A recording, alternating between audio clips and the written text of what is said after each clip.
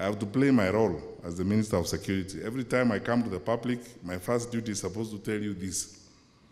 The country is safe and secure. You have nothing to worry about. Other than what I may call ordinary challenges in the North Rift, we have resolved problems in Marsabit and Isiolo and all those places. My brother, the IG, will tell you that our incidents of crime and reported incidents of even hooliganism and disturbance related to elections, when you compare this period this year and where we were in 2017, because I have this fortunate or unfortunate dubious distinction that I was in this same role in 2017. By this time in 2017, when you look at the incidents we had and the incidents we have now, what we have is less than a quarter of what we had received by this time in 2017, which is evidence that our country is by and large stable. My brother, Reverend Kobia, will talk to you shortly about the mapping of the hotspots. We have reduced them significantly. Some places that were hotspots in 2017 are no longer hotspots.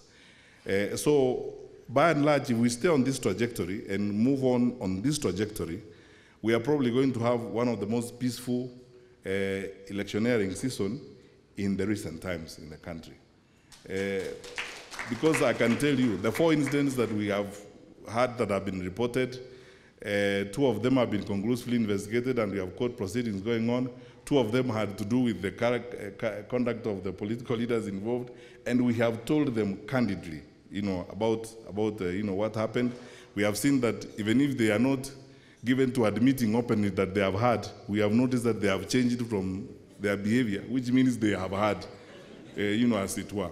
So I think we hope for the best, but there are some issues we are going to talk about. For example, I'm going to challenge you private sector people. And we are here as citizens. I want to look you in the eye and tell you this. Stop funding crooks, yourselves as private sector people, who come to you at night and threaten you that if you don't support them, you are not going to do business after the elections. Some of these fools get money from you. Let us be very honest with you. So if you stop giving them money, they will not have money to stress us. So look inside and look yourself in the mirror.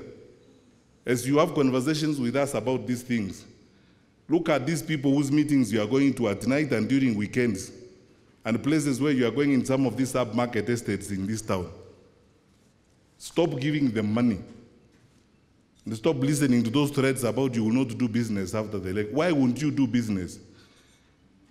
I mean, I may not claim to be an avid reader of the Bible, but no one has said that the world is coming to an end on 9th of August.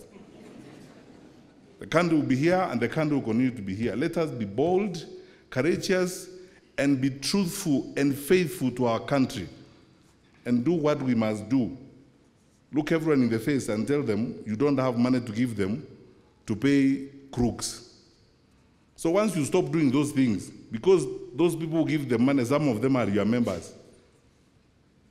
So, Flora, have that meeting. If you want, I can even give you a list from the intelligence on who is giving who. Some of them are tax evaders who are now buying protection from some of these criminals. That's all.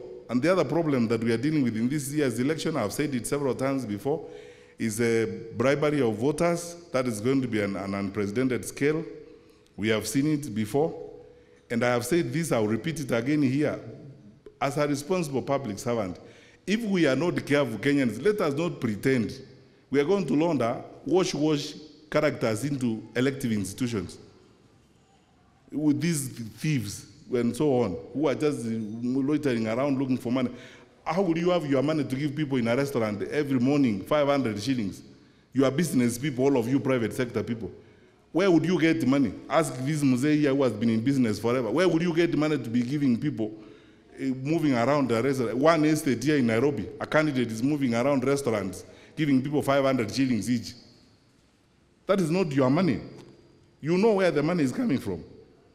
So unless we are very serious about this thing, we are going to get these characters into parliament. So, and you want them to amend your tax laws.